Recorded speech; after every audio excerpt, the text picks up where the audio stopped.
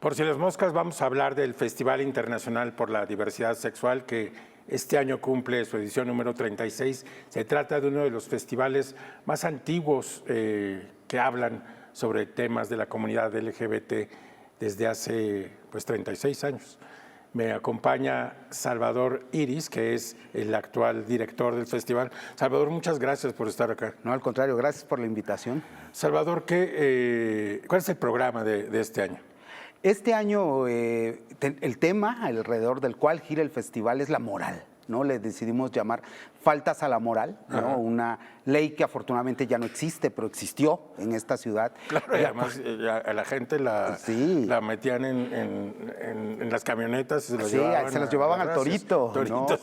Sí, justo eso, ¿no? Una ley que históricamente sirvió para golpear, para discriminar, ¿no? A la comunidad LGBT, ¿no?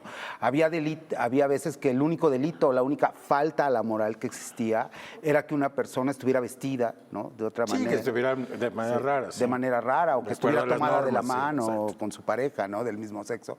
Y entonces decidimos hacer una reflexión sobre cómo ha cambiado la moral en este país, ¿no? A partir de estas leyes que ya hay a favor de la comunidad LGBT, que ojalá y funcionaran, pero bueno, ya existen, ¿no? Cómo ha cambiado la moral a partir de toda esta visibilidad también que ya hay en medios de comunicación sobre el tema, ¿no? La moral, yo creo, capitalina específicamente, ha cambiado muchísimo, ¿no? Y entonces quisimos hacer una reflexión sobre eso. Entiendo que hay una exposición que toma este tema de manera central, que ya se puede ver, ya está inaugurada. Sí, está en el Museo del Chopo desde el 25 de mayo, ¿no? Fue curada por Aldo Sánchez, ¿no? Y es muy curioso porque aquí le dimos la vuelta al asunto, ¿no? Ahora somos nosotros quienes le estamos diciendo a la sociedad qué no es la moral y qué es lo que nos parece inmoral, ¿no? A partir de algunos temas que tienen que ver con corrupción política, ¿no? Con violencia, con feminicidios y con transfeminicidios, hacemos nosotros una visión de lo que es inmoral para nosotros, ¿no? Eso es lo que está ahora en el Museo del Chopo.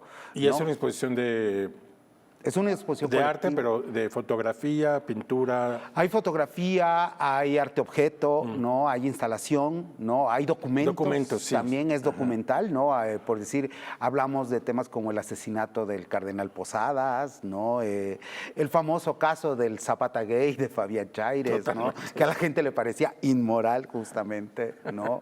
Hay documentos donde se pueden ver eso. Hay una pieza de Teresa Margoles muy fuerte que habla sobre los feminicidios en Ciudad Juárez, ¿no? Y hay también algunas muestras de la corrupción política como comerciales del famoso programa Solidaridad y cosas de ese estilo, ¿no? Es nuestra reflexión. Están también las fotos de Gloria Trevi, del calendario, del famoso calendario de Gloria Trevi. Que también causaron tanto revuelo. Se mandaron a retirar en Guadalajara, ¿no? Y Maritza López se hizo el favor de prestárnoslas y además es la primera vez que se exhiben como fotografías, no como parte del calendario, ¿no? Ahí están en el Museo del Chopo. Por ahí va un poco la exposición. Les invito a ver. Mejor que ustedes vayan, la vean y saquen su propia reflexión. Una pregunta y luego regresamos a esto, pero ¿por qué el Chopo es importante en este elemento? Porque el Museo del Chopo fue el primer espacio que se abrió al arte y la cultura LGBT, ¿no? Por ahí en los 80s, en 1987 para ser exactos, José María Covarrubias y su Círculo Cultural Gay, ¿no? Ya venían organizando desde antes. Yo siempre digo que son 36 años oficiales, pero extraoficiales serían 41, ¿no? ¿No? ¿Se llamaba Semana Cultural? Se llamaba primero Jornadas de Cultura Homosexual. Se organizó en 1982 en la extinta galería Alaide Fopa, que estaba ahí en el centro histórico por Salto del Agua, y así se fue haciendo, ¿no? En espacios independientes, ¿no? Porque pues, los espacios institucionales no se querían abrir en esa época el tema todavía, ¿no? Y es hasta 1986 que llega el Club de Periodistas, ahí en Filomeno Mata, ¿no? Y se hace una curaduría organizada por Olivier Debrois, este crítico de arte, y que tiene un gran impacto mediático justamente, y eso es lo que le da la seguridad a José María, a Jorge Fitch y al Círculo, de tocar las puertas de la UNAM, ¿no? Y pedirles el espacio, y es en 1987 que se organiza por primera vez la Semana Cultural Gay, así se llamó la primera edición, y era literal una semana de actividades. Bueno, sigamos con el programa que han planteado para este año. Bueno, tenemos una serie de exposiciones, todas giran en torno a este tema, ¿no? En el Centro Cultural Javier Villorrutia, que está ubicado ahí en la Glorieta de los Insurgentes, que además es un lugar muy estratégico para la población LGBT, ¿no? Históricamente ahí nos hemos reunido, ¿no? Tenemos una exposición que se llama Mi Barrio Me Respalda, pero con signos de interrogación, ¿no? Que además aquí el eje de esta exposición es que fueran artistas jóvenes, ¿no? Artistas de menos de 30 años, y que reflexionaran sobre esta idea de la inclusión o la supuesta aceptación que ya hay, ¿no? Cuando te dicen, sí, sí te acepto, pero no te vistas de tal manera, no actúes de tal manera, no ejerzas tu sexualidad de tal manera, ¿no? Y todo siempre a partir de un criterio moral. ¿no? Ajá. Entonces fue por ahí, ¿no?, que va la exposición. Esa es nuestra segunda exposición. ¿Y esas nuevas generaciones cómo reflexionan acerca de estas? Es increíble porque creo que ya existe más libertad, ¿no?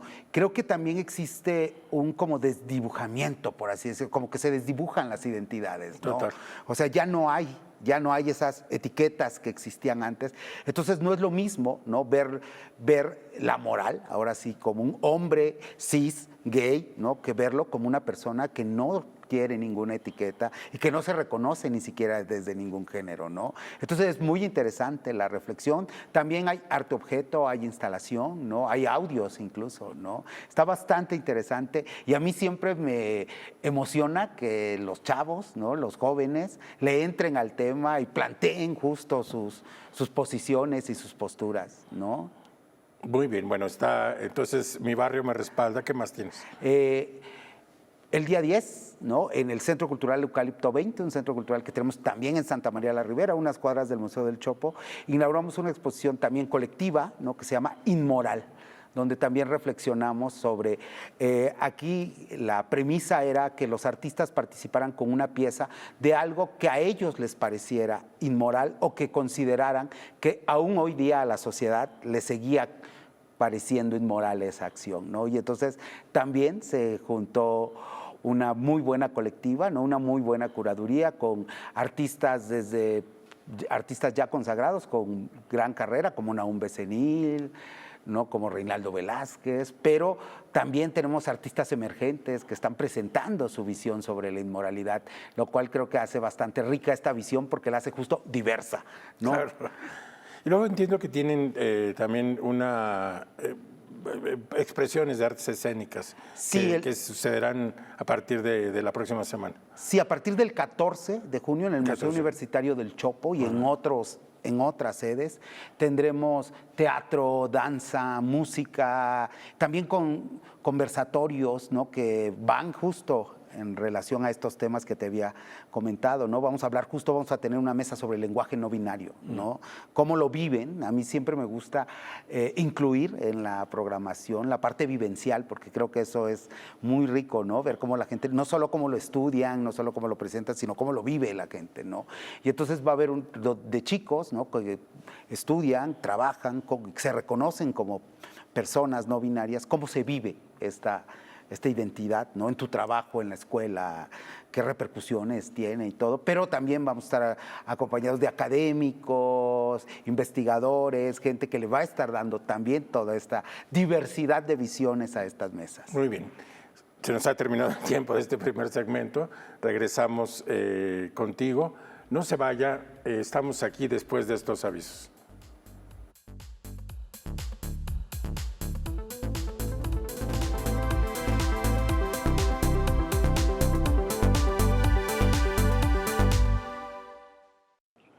Por si las moscas, estamos de regreso. Estamos hablando del Festival Internacional por la Diversidad Sexual, que este año cumple 36 años, aunque Salvador nos decía que en la cuenta correcta es 40 y tantos años de historia. 41. Hay entiendo que hay un conversatorio, un núcleo alrededor de Víctor Jaramillo, que es un tema que a mí me llega personalmente porque Víctor fue amigo mío. Víctor murió hace unos meses de una forma completamente inesperada, una enfermedad que se lo llevó inmediatamente. Tenía 49 años y es una persona fundamental para la comunidad LGBT porque es fundador del bar El Marrakech y además por su cultura y su trayectoria pues también es un personaje central, pero también estuvo en el inicio del festival. Sí, ¿no? es un personaje no solo fundamental para la cultura gay, en este caso fundamental para el festival, ¿no? Claro. Estuvo desde sus inicios, cuando era Semana Cultural Gay, justo apoyando a José María. ¿Cómo llegó Víctor ahí? Formó parte del Círculo Cultural Gay, ¿no? El círculo convocaba a muchos artistas, ¿no? Y gente, él y su pareja Juan Carlos Bautista, eran parte del Círculo Cultural Gay, colaboraban activamente, ¿no? En la programación, en las actividades, en la recaudación de fondos, incluso, que a veces es complicado, ¿no? En todo eso estuvieron ahí, ¿no? Víctor presentó muchos de sus videos, porque, pues, como sabes, era video hasta, entre otras cosas que hacía Víctor, ¿no? Dentro de la Semana Cultural, ¿no? Y Juan Carlos también participó en la Semana Cultural. Entonces, para nosotros también sí fue un golpe bastante fuerte la pérdida de Víctor, ¿no? Y este año el festival está dedicado a él, ¿no? Es en memoria a Víctor, porque sí creemos que es parte angular, no solo del festival.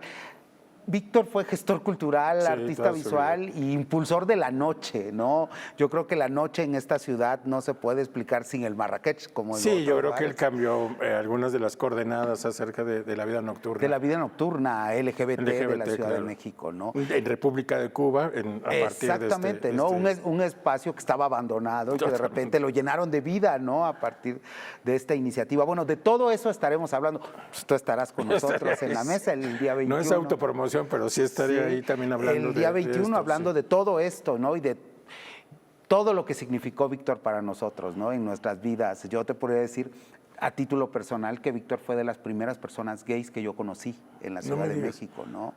Sí, de los primeros amigos que tuve cuando venía yo de Veracruz, acababa de salir de closet, pues sí, ahí me encontré en el antiguo Generalito, ¿no? Que era un restaurante que Víctor tenía. Exactamente. Hablando de figuras emblemáticas e importantes también para el festival, hay otra figura del cual hablamos poco, que es José María Covarrubias, que es fundador de la Semana Cultural Gay, que es el antecedente del festival. Sí.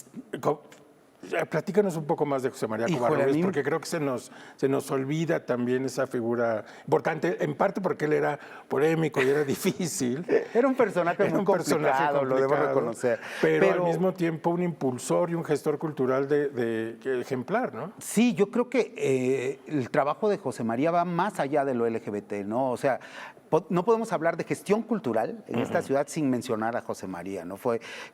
Hacía gestión cultural cuando todavía no existía ni el término, ¿no?, de gestor cultural. Y bueno, José María era muy obstinado, ¿no? Era un personaje muy obstinado, pero esa obstinación lo llevó, ¿no?, a que yo siempre he dicho que si hoy día existe una política cultural incluyente o LGBT en esta ciudad, mucho se debe al trabajo que hizo José María Covarrubias en los 80, una época justo donde las faltas a la moral no permitían que la cultura LGBT estuviera visible, bueno, ¿no? El mundo LGBT estaba completamente asediado por el VIH y por todo el pánico moral que había. Todo el estigma que existía alrededor de eso, ¿no? Y lo cual no permitía, ¿no?, tanta visibilidad. Bueno, José María fue de los primeros que yo siempre he dicho abrió las puertas a patadas, porque como lo dice, los modos de José María no eran muy suaves, no eran muy suaves, ¿no? Pero creo que eran necesarios en esa época, ¿no? Y bueno, hizo la Semana Cultural Gay, ¿no?, que después se convirtió en Semana Cultural Lésbica Gay, ¿no?, y ahora en Festival Internacional por la Diversidad Sexual, que entre otras cosas es reconocido como el primer evento cultural LGBT de Latinoamérica. Ah, sí, ¿no? Eso no sabía. Sí, un día, durante pandemia, la Embajada de España hizo un encuentro de festivales LGBT iberoamericanos, ¿no? Incluso en Iberoamérica nos reconocen como la primera iniciativa LGBT cultural que existe, de la que hay registro en Iberoamérica. Es importante el título cultural, que es subrayar el tema, porque no es obviamente la primera organización LGBT en la historia de este país, ni mucho menos. Exactamente. Pero ¿qué significa? Había habido organizaciones mucho más políticas que organizaban las primeras marchas, que también se les ha reconocido con todo... No, sí, que merecen todo nuestro reconocimiento. Pero ¿por qué subrayas el tema cultural en este caso?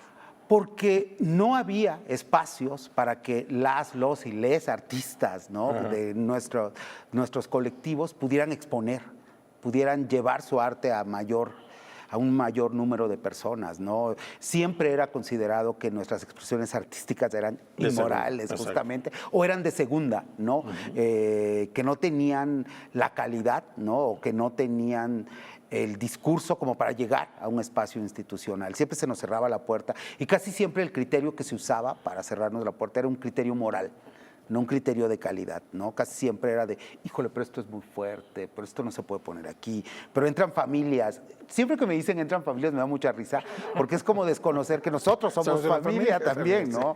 Pero esos eran los criterios. En algunos lugares todavía lo siguen siendo, desafortunadamente, no que existían, y entonces no se podía colgar un cuadro, ¿no? Que tuviera una temática homoerótica, ¿no? O LGBT incluso, ¿no? Y José María, pues tocaba las puertas, insistía, gritaba si era necesario para que eso se pudiera llevar a cabo, ¿no? Obras de teatro, ¿no? Ahí tenemos gran historia, ¿no? Oscar Liera y obras de teatro que fueron censuradas, incluso violentadas, ¿no? Por abordar estos temas, ¿no? Y José María ya estaba, ¿no? Siempre picando piedra para que en todos los espacios institucionales específicamente, porque ya habíamos conquistado los espacios alternativos, ¿no? Estaba el 9 y estaban otros lugares donde estábamos, donde se hacían cosas. Pero él hablaba de los espacios institucionales porque él decía que, y yo estoy convencido de eso, que tenemos el mismo derecho que los demás de exponer también, ¿no? Hablaba, antes de que existiera incluso el concepto de derechos culturales, él ya lo abordaba, ¿no? Decía, nuestras expresiones culturales tienen el mismo derecho de estar donde están las demás, no ofenden a nadie, ¿no? Y tienen que estar. Y yo creo que por eso subrayo mucho el tema cultural, ¿no? Claro. Porque fue justo darle la vuelta, ¿no? Lo político fue muy importante, yo siempre he dicho que lo político, lo legislativo es increíblemente importante, sí.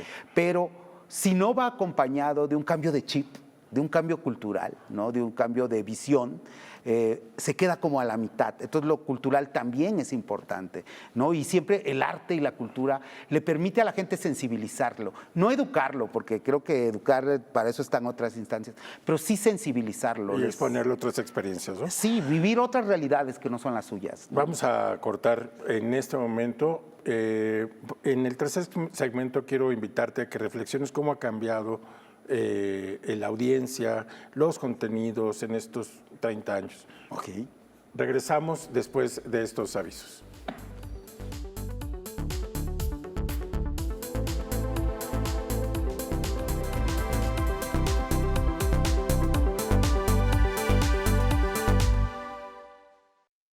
Por si las moscas, estamos de regreso. Estamos hablando del Festival Internacional por la Diversidad Sexual. Me acompaña Salvador Iris, que es el director del festival.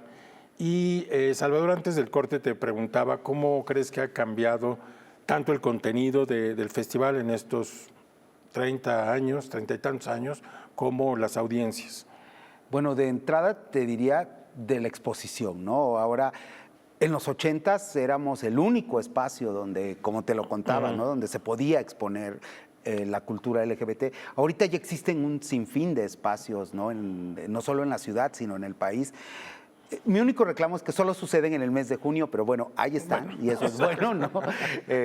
Un sinfín de espacios donde ya el arte y la cultura LGBT pueden verse, pueden disfrutarse, ¿no? Eso ha cambiado un poco. El tema, ¿no? De entrada, el tema de las identidades, ¿no? Te decía, originalmente eran jornadas de cultura homosexual, se convirtieron en Semana Cultural Gay, luego Semana Cultural Lésbica Gay. Bueno, nosotros decidimos ponerle diversidad sexual para no estar sumando una letra cada año, pero bueno, ahorita existen algunas identidades que en esa época no tenían visibilidad. Yo no quiero decir que no existieran, porque seguramente ahí estaban, ¿no? Pero justo hablábamos hace un rato de las personas que se reconocen como no binarias, ¿no? Esas no estaban antes, ¿no? Bueno, que habrá una mesa sobre...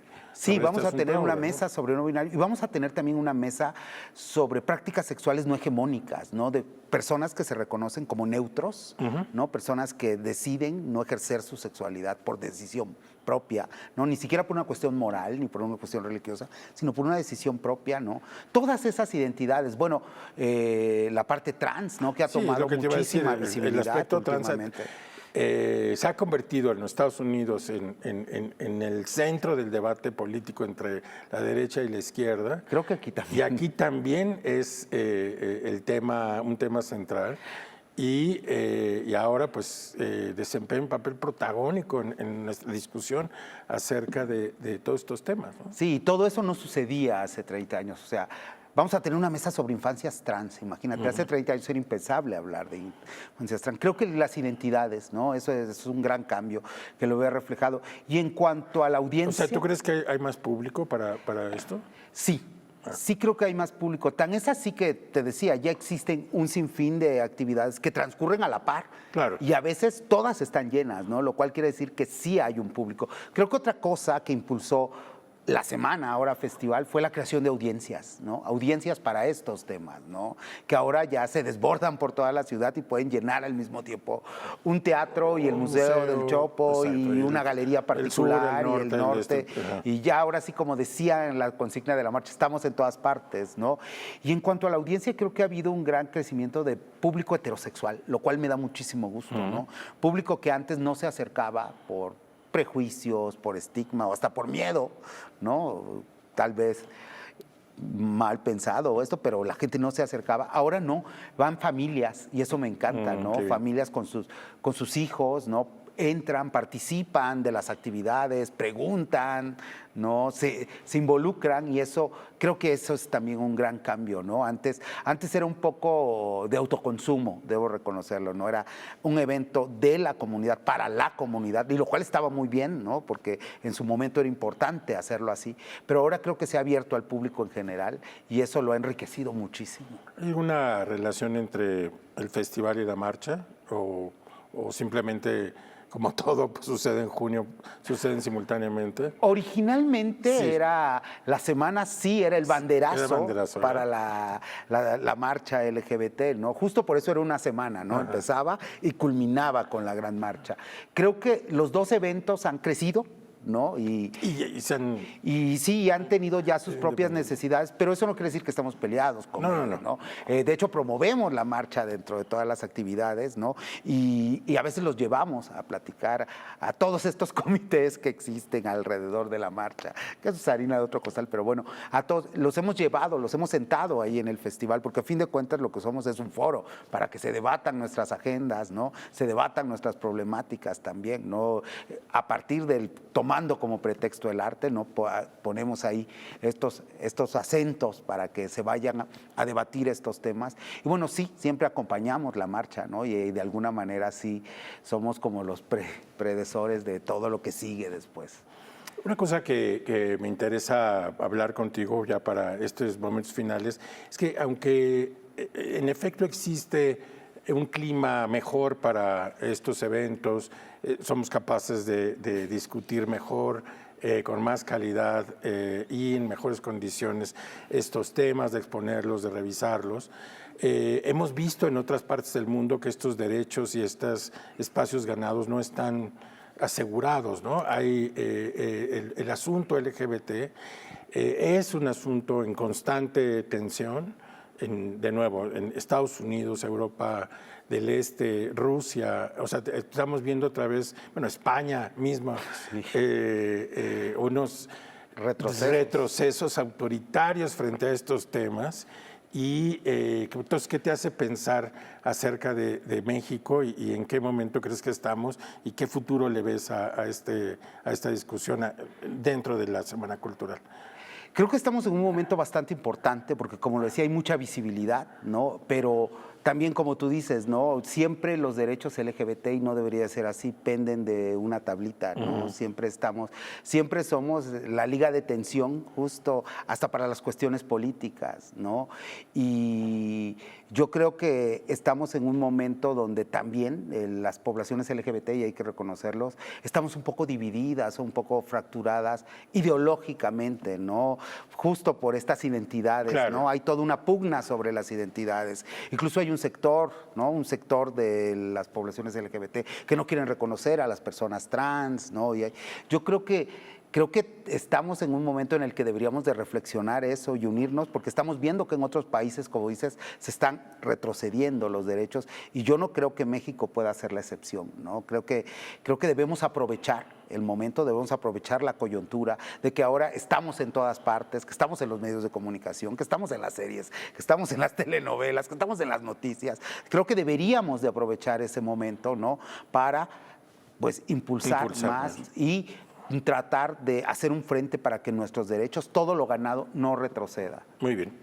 Pues con esta nota nos tenemos que despedir, Salvador. Te quiero agradecer muchísimo tu presencia aquí. Muchas gracias. Y a nuestra audiencia decirle que nos vemos el próximo sábado a las 7:30 por Si las Moscas.